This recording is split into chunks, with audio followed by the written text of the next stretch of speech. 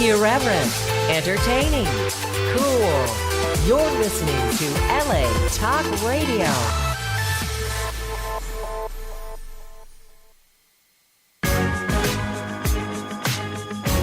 You're listening to What Women Want with Judy Goss and Kristin West, only on LA Talk Radio. Good evening, everyone. We're back for another week of captivating conversation from What Women Want Talk Radio. For our show tonight, Women Rising and Uprising. And after 3 years, we've reached 1 million downloads between latalkradio.com's archives, iTunes, Google Play, and YouTube. You can find us everywhere. So we are actively seeking sponsors for our show because if we're everywhere, then your company or service will be also. So email us for a complete deck at whatwomenwantshow@gmail.com. And someone from our team will get right back to you. I'm here with Kristin West, my co-host. No matter where you are, or what you're doing, we know you'll enjoy our show with conversation that feeds your mind, energizes your spirit, and even makes you laugh once in a while. And what a timely topic today, with the rising up of women who are speaking out, the millions who recently marched for women's rights this past weekend, the demand for pay equality. There's a lot happening in the world these days, and I'd like to say that standing up for what we believe in as women is not saying that we hate men. I got this question earlier today, and I just want to make that clear. We have several men who support us here at What Women Want. I happen to be married with a beautiful man.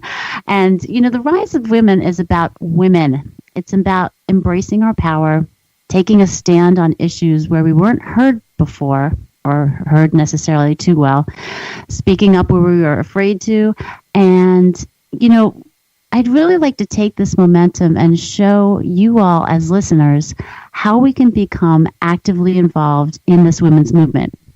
Okay, and defining ourselves and what we're about, I believe, is first. Then taking it a few steps further after the tremendous emotions of a march, or perhaps being inspired by someone that speaks up about sexual harassment. There are things we can do in our everyday lives to keep this momentum going. Right, Kristin? It's so true. I think there are a lot of high emotions when we participate in a march or we hear someone speak from the heart about something that they experienced. And then one of the biggest challenges we have is sustaining momentum and keep going as you have championed with the What Women Want conference. And Judy, you've done so much in your life and you've had to keep going. And I'm just always amazed by your background, and I'd really love if you could share what you've done, because you've done so much too and been an advocate of women for so many years.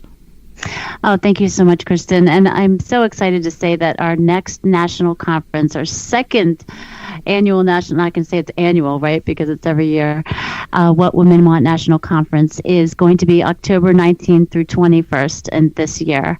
And we had women from 12 states in Canada, all across the country. Kristin, you came in from California. I was so grateful for that. And you're right. It's always been my passion to help women, whether it's starting a new business or encouraging them to make a transition, a divorce, or whatever it is. I've been doing this for almost 10 years. And like I said, I'm passionate about it. I'm excited about our topic today. And I actually my background comes from the fashion and publishing worlds. I was a high fashion model with Ford New York before becoming a magazine editor at More and Cosmopolitan magazines. And I just couldn't stay away from in front of the camera. And I was a TV host for Better TV, City Buzz, and a few other shows. And most of those shows are based on women's advocacy, by the way. The show for Better TV was about female entrepreneurs. And now I'm a regular contributor on NBC and Fox. And I founded the company that I was telling you about, What Women Want Networking, which is separate from What Women Want Radio, but it's all tied into my brand 7 years ago. whatwomenwantnetworking.com, and we have several regional chapters spanning from coast to coast.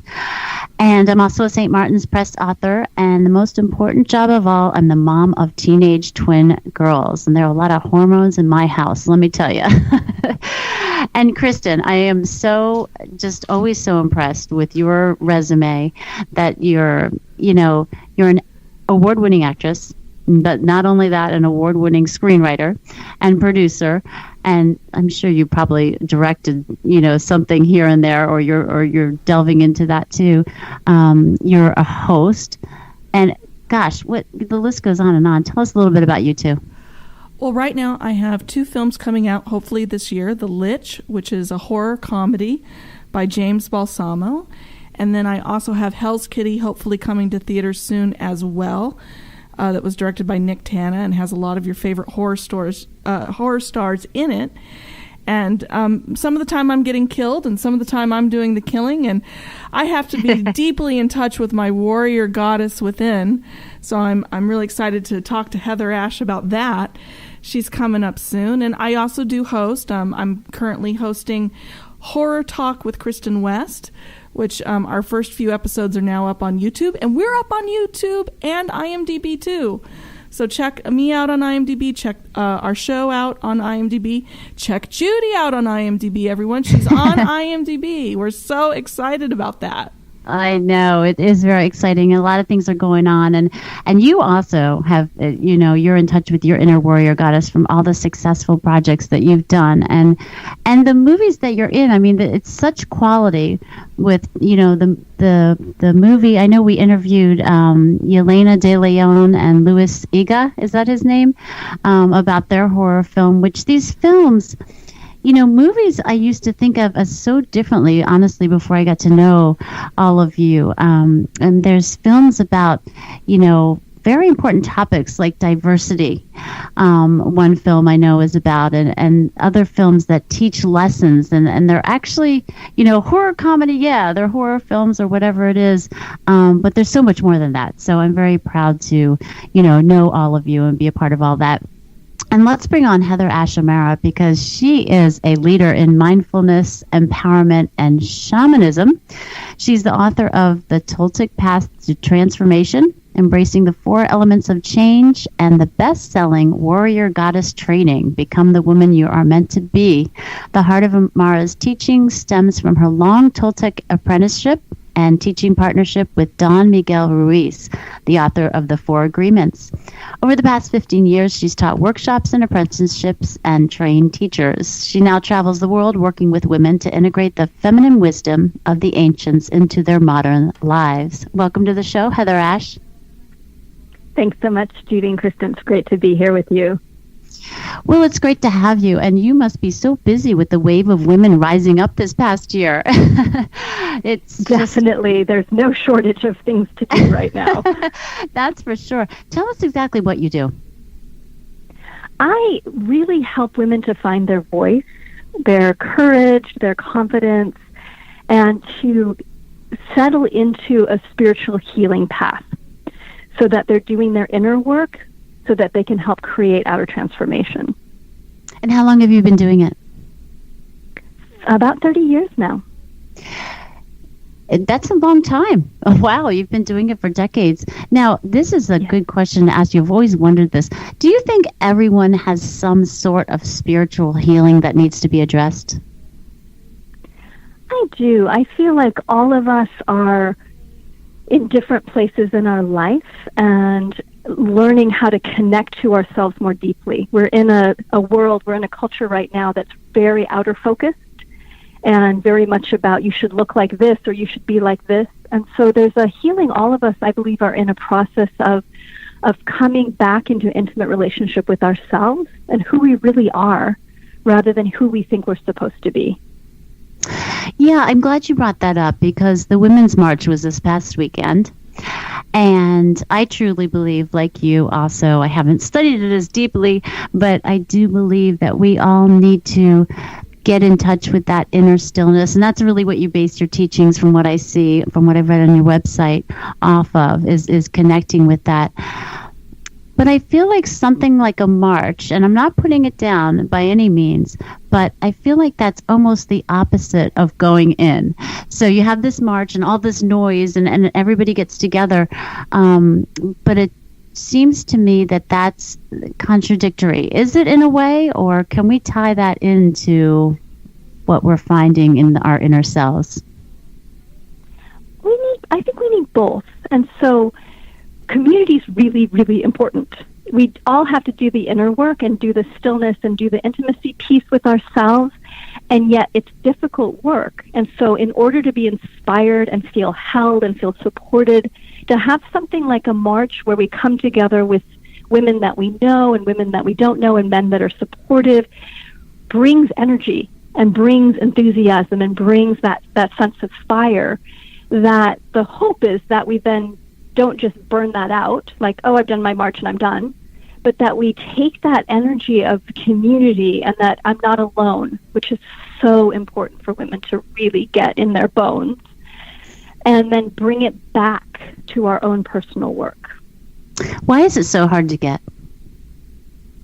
Because we're often really isolated. There's a way that we, when I talk to many, many women over the years, there's a belief that so many of us have that the issues that we're dealing with are our issues, they're our fault, that we're somehow wrong or bad or broken. And the moment women start talking to each other about the deep pain or shame or fear that they have, they suddenly realize, oh my gosh, this isn't just me. This is us. This is something that we're all dealing with, not as individuals, but as a society. And we really see this with the Me Too campaign, that a lot of the women that are starting to come forward, the reason they didn't come forward earlier is they thought they were the only ones, or that somehow they had done something. And yeah, and I think that's a shame there's too, that right? Transformation. Yeah, exactly. Exactly. Because, yeah, I was one of those Me Too girls too, and I never told my story. And it's a matter of, like you said, I think going within ourselves. And you're right, but that does make sense about the march, with us coming together. My concern is that, and you had mentioned that when we get back home, you know, the emotions, the excitement dies, and we get so wrapped up in this busy world of just trying to kind of keep up with everyday life. How can we wrap that excitement back into our life, or keep it going, like Kristin had mentioned earlier, in our everyday lives, and keep moving this momentum forward? Because, gosh, I don't want this to just be a year or two thing, and then, you know, we go not back to this how we were, but just take a step back and kind of make it a little more stagnant. You know, I'd love for this to just kind of keep going, and I think there's a desire for that also for most women. How can we do that? I really agree. We can do that by really paying attention to our lives and not being complacent. So it's easy to get complacent of like, well, we've marched, I've done my thing, I don't have to do anything again. We hope, we wish. But in order to create sustainable change means taking action every day.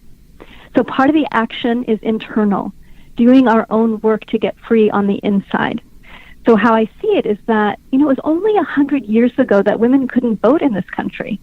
If you think about your grandmother's experience, her life was so different than most of us. Like, as Western women, we are so blessed to have as much external freedom as we have. But what I've seen is that on the inside, we don't have as much freedom. We're still chained to who we think we're supposed to be. We're still keep ourselves small. We still tend to try and be nice and pleasant rather than speak out. So the internal work is to get free on the inside, to learn to use our voice, to make boundaries, to speak up when we see injustice, to share our stories in a way that helps to empower other women and free us of our own shame, to stay connected to women, to raise our daughters well, to see how can I, in every moment, help empower myself and other women. So we have to see how we have to remember that all of these small steps fit into the big picture and contribute towards it, right? Yes, exactly. And that every action has impact. And I think that's sometimes where we feel powerless, is when we feel like, well, just my little piece isn't going to do anything. But you have to remember, all of us doing a little piece together is what creates change. I think you're so right about that. And I want to echo that a lot of us are not acculturated as women to be aggressive or to aggressively go after what we want. Many of us cry when we really feel fighting mad. And is there a way to show our anger or to get our anger out in safe ways that are not overwhelming? Sometimes I know anger feels also overwhelming because we've kept it bottled up inside for so long. Yes. It's so valuable for us as women to get back in touch with our anger in a healthy way, because anger, when it's free, it's just a quick, like, something's wrong, I'm going to take action. It's a very fast flash that gets us into motion. But when anger gets stagnated, when we don't let ourselves express anger, it turns into resentment, or like you said, or we cry every time we're angry. And then we end up blowing out. Like, we end up getting angry at our partner, at our parents, or ineffective anger that doesn't really clear. So to turn towards anger, and probably every woman has repressed anger at some level. And what I found super helpful is to give yourself permission to move it, to put music on and to let yourself move your body, to pound on pillows, to break dishes in a safe way, but to go towards the anger rather than away from it. And that doesn't mean dumping it on somebody else. That's not what I'm saying at all. Little transference there. Right. It's about saying, I have this anger that I've never let myself release. I'm going to clear it. And how I see it is like we have these backpacks, these emotional backpacks that we shove all the emotions we don't know what to do with. And anger is one of the huge ones for women. And so we have to be willing to take the backpack off, open it up, and clear out the old stuff. So, Judy, and then when we... So, Judy, if you hear a story about a run on dish sales in Los Angeles, you know what happened over here. I was going to say, I don't have a backpack. I have more like a suitcase on rollers. You know, I think one of the big one. Right. I think one of the big fallacies is that somehow anger is unspiritual. I mean, there's a lot of discourse in spirituality, especially, that I'm sure you're familiar with. Turn the other cheek, be passive, just be peaceful. And sometimes I don't think it's conducive to our growth. And I think something like a march is kind of a show of righteous anger when you've been wronged. Am I hitting that, or am I off base there? I guess that's what I meant by like it being accurate. A contradiction, right? Mm-hmm. Yes, in that place of it's spirituality has been sometimes used to keep us in our place. Mm. And so there is a place for anger, for sure, when we're working against oppression. Anger is a powerful force. We don't want to cycle the anger. We want to use it again to go into action. And that's when it becomes powerful. And not angry action, just action. Just that passionate yes. And I didn't march this year because I was doing something else, but I got to witness women coming back from the marches. And they were lit up in just such a happy, joyous, glowing way. And I think, it must be a relief, too, on the other side, it not being a contradiction. It must be a relief. Well, I was in the march last year, and it's a relief to just have other women around you that are feeling the same way. So that's a sense of peace right there that you can get from the march. This conversation is going so quickly. I just can't believe it because I'm so obsessed with your words and your wisdom and what you're saying. But I do want to get to your books before we run out of time, because the whole warrior goddess philosophy is very intriguing to me. Can you explain a little bit more about what that is? Yes, the warrior energy is about clarity, focus, 100% intent. Like I'm in. It's a yes focused energy. And the goddess energy is about opening, about creativity, about play. So I think of it as the warrior energy says, I'm going there, nothing's going to get in my way. And the goddess energy says, oh, we're going to go there. How can we bring as many of our friends with us as possible? And how do we have fun along the way? And we need both energies. And being a warrior goddess isn't about there's a formula like if you're 50% warrior and you're 50% goddess, you've nailed it. it's about really honoring each of us are a blend. Some people are way more warrior-oriented with a little bit of goddess. Some people are way more goddess-oriented with a little bit of warrior.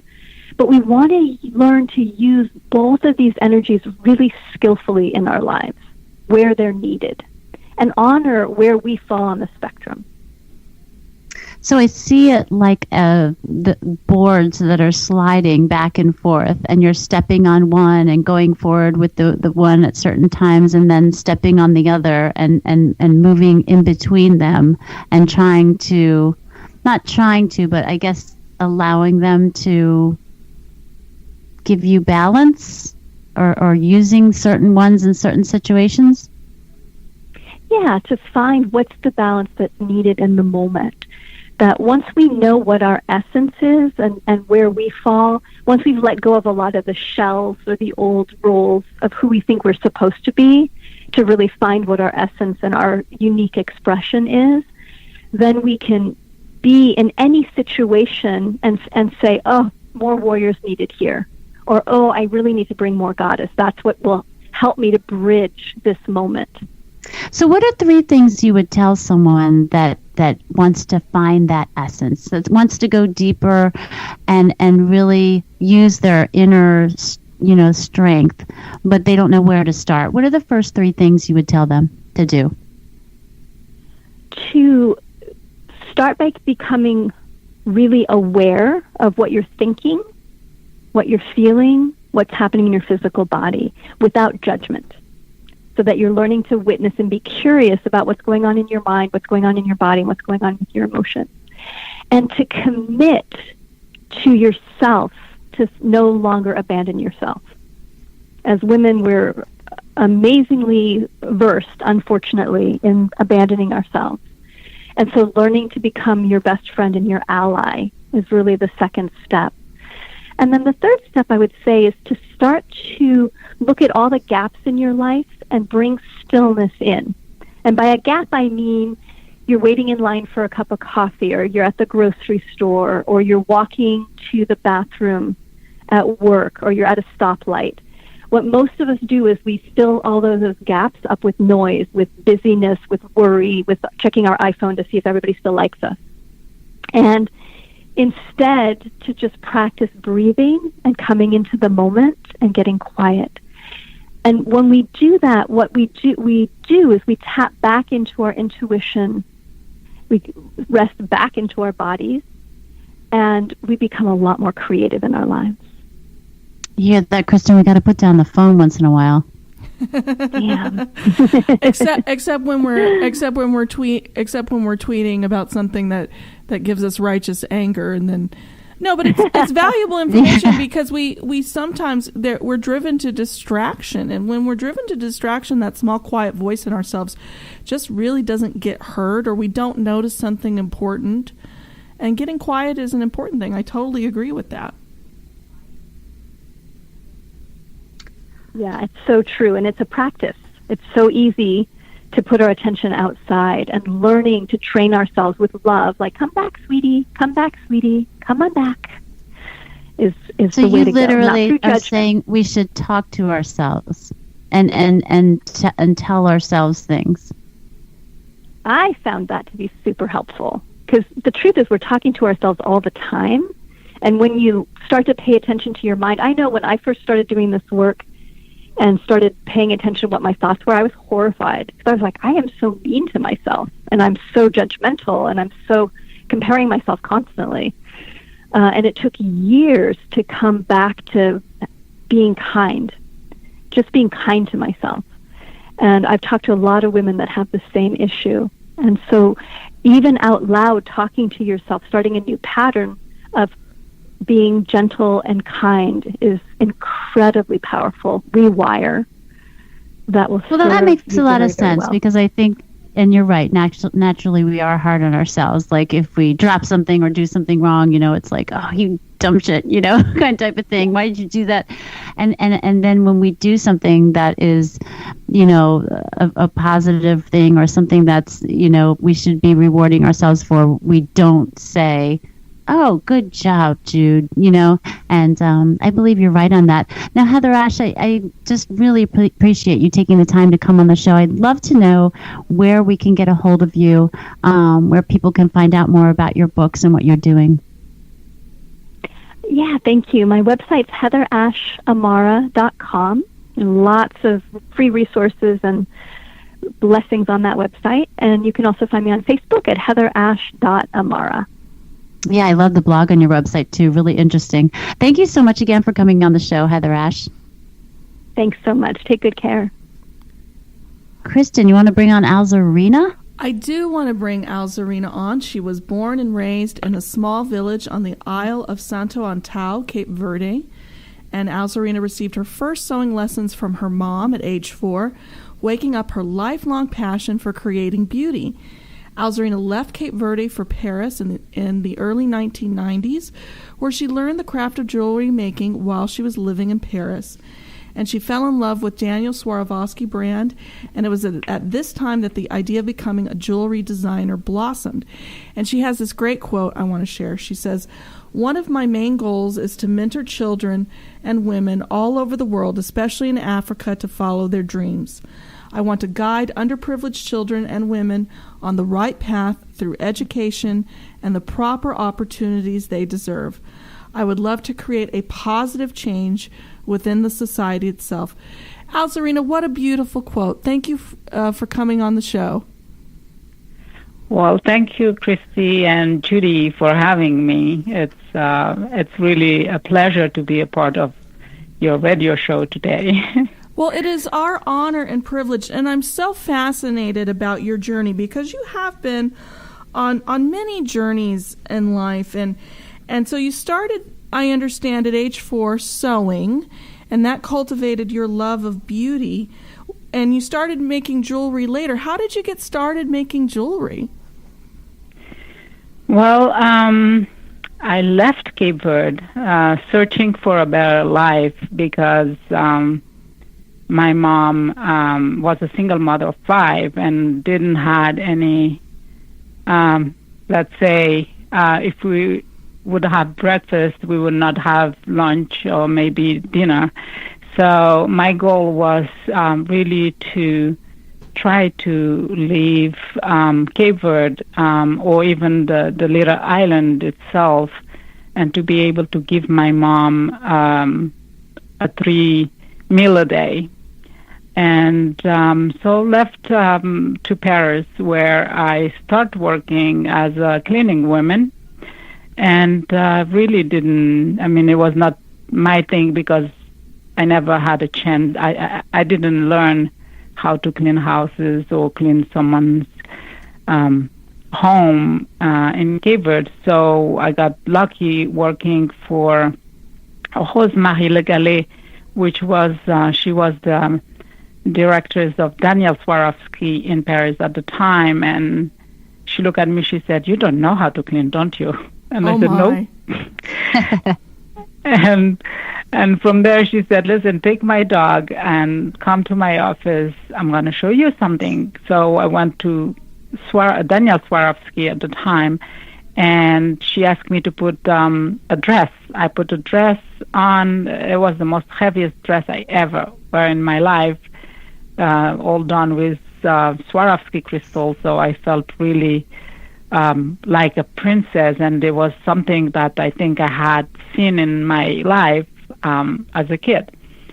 And, you know, and then I see all the crystals and all the jewelry, so I start playing with the crystals, and I'm like, oh my God, I love the color and the combination and the jewelry. And so Rose Marie did give me a chance to work with them as a model at the time, and the only thing I didn't have a French document, so I was working under, you know, like I couldn't tell my family what I was doing, so it was really everything I did was between Alzerina and Rosemary.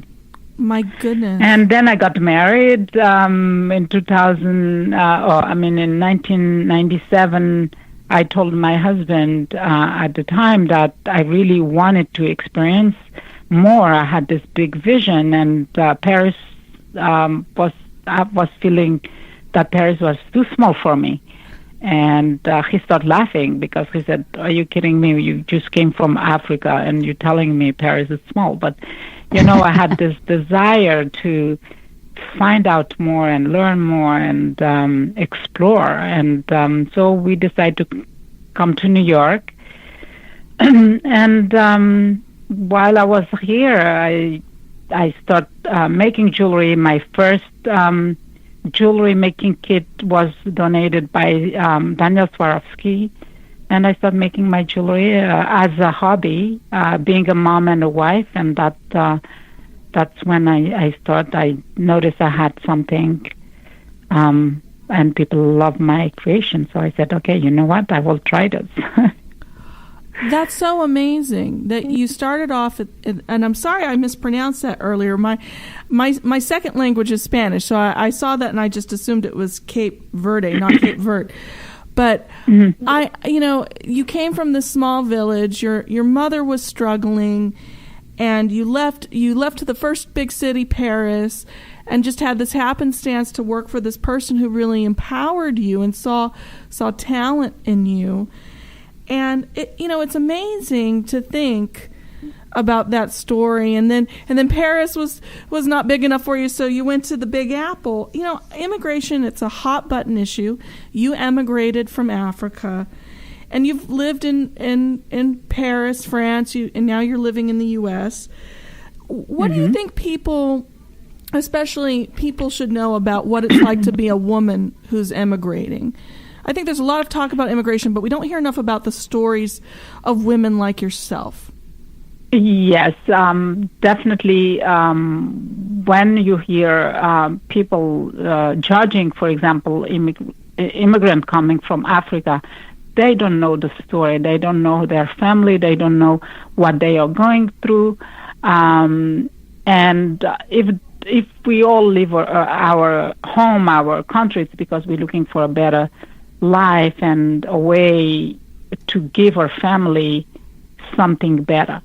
And it is very personal to me when I hear about all the stories that is happening right now with immigration.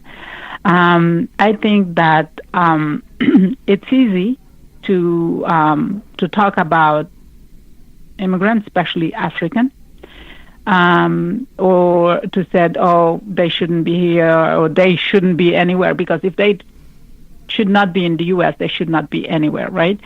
Because it's, I feel sad to hear that, because America, as I growing up, most of the people I know, their dreams was to come to America, to stay or to visit or to look for a job or work and then build a home in their own country and go back. So it's very sad to me, and I do believe people should know a little bit more of the story, find out why we are leaving our home, or why women, for example, me, my big focus and my big goal was to give my mom a better life. So that for me was, since I was a kid, I said, oh my God, when I grow up, I want to give my mom a better life. I want to live free. I'm choking here. And I got very lucky. I left Cape Verde. I went to Paris. I have this wonderful woman who's still in my life, who is like a mother to me, that anything I need, if I call her, she's there for me, and who has been really empowering me, because she saw something on me that only my little voice inside knew I had. Nobody else. I didn't know how to talk about it. I didn't know who should I reach to let them know my dreams or my focus or my goal, how I wanted to help other women like me. So I didn't know how, but she did take me without even knowing me and said, Alzerina, you are special. You have something. You have to speak up. You have to share what you have and your knowledge, your focus to other women and help other women or kids talk. So that is really one of my focus today. It's to help not only my mom, but other women or girls that really have a dream or have a desire like I did as a kid, even to have like a doll or to have a backpack to go to school, to have a shoes. I had my first shoes when I was 14 years old. So, I really went through a lot to get here today. And then, being an immigrant and in two different countries that you never been, you don't speak the language. So I had to force myself to learn the language. I have to force myself to create my community of people, especially women. Like I'm proud to be a friend of Judy, who has been really, who knows a little bit my struggles and my happiest moment. It's women like her that really help us continue to follow dreams, and that is something that I really want to continue helping by asking help. I ask a lot of help in the U.S. I knock doors. I said, hey, I have a kid that needs to go to school. Their parents are really poor, and they need $1,200 a year for a scholarship. So can you help me with this kid? That's what I'm, those are things that I'm doing, and I want to continue to do it. Right now I have 8 girls that is going to school for a better life because they are very smart. The parents don't have money, and when all they want is go to school and learn and make a name for themselves or a job to have a better job. Alzerina, you've been recognized by the United States Congress actually for your work and for preserving your culture, your Cape Verde culture here in the United States, and you're conducting workshops for disadvantaged teens. And you're actually been asked to represent a U.S. initiative to further entrepreneurial skills and marketplace capability for women in African countries. And, I just want your perspective because you've been recognized by Congress for what you've been doing. You've been recognized by the Cape Verde Embassy for your work. The president, he made some unfortunate comments, allegedly, about African countries, as I think you alluded to earlier. And I mean, how did that feel as a woman and as a woman of African heritage and being successful in this country? I feel insulted. I feel that the president, without I'm not a politician, I don't know. Right. But I really think that the president should do a little bit more homework. And there is not even comment. I think it's how I put it. It's he needs to have a little bit more knowledge about African people. Like, for example, yesterday, I'm going through a very difficult divorce, and I had to help my lawyer print do copies of my divorce paper. And I went to Staples on 34th Street. There was this girl that was trying to help everybody. She would run from this person to this person, and so, like, professional. And I'm like, you should be the best employee of the year. Look, I've been here for an hour, and like there was 8 or 9 employees, but this girl was making sure everyone was it. And I asked her, "Where are you from?" She said, "Oh, I'm from Haiti." Oh my! And you know what?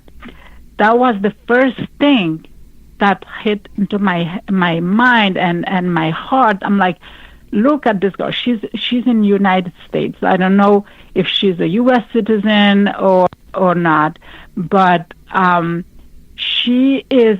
It's nothing about other color people or whatever. But there was like at least 9 people working.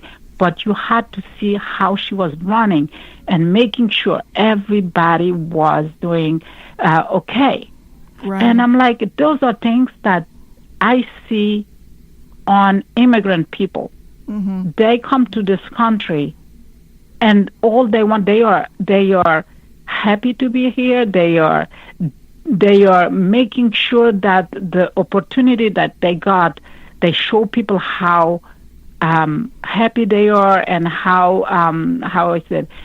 grateful they are taking I'm sorry. I'm getting emotional because it's okay. It's really it's really something that I'm fighting for, and right. not for immigration, but for women's rights. Right. Well, how we can speak up, mm-hmm. and the way that people are treating so many people in this country. It's I'm very sad to be a part of. I mean, I can't believe we are in 2018 and we hearing things still about racism. You know, and you point to so many things. Thank you for sharing that beautiful story about the young girl from Haiti who's working so hard in the U.S. The way you were describing it, I could see it in my mind, and thank you for sharing that. Immigration is a personal issue and a complicated issue, and it's as complicated and personal as the people that have and are being affected by it. And I really appreciate you sharing that, because I knew you would have a strong voice on that, and I really appreciate you opening up about that. And Thank you. You've been so successful. You've been so successful, Alzerina. Your jewelry is in fashion magazines. Your jewelry has been in major Hollywood movies on the sets of Warner Brothers and Disney. Sharon Stone, Olivia Wilde, Tracy Bergman have worn your jewelry. Many, ironically, Miss Universe contestants and winners have worn your jewelry. You've been up in Times Square with your jewelry on the NBC electronic billboard.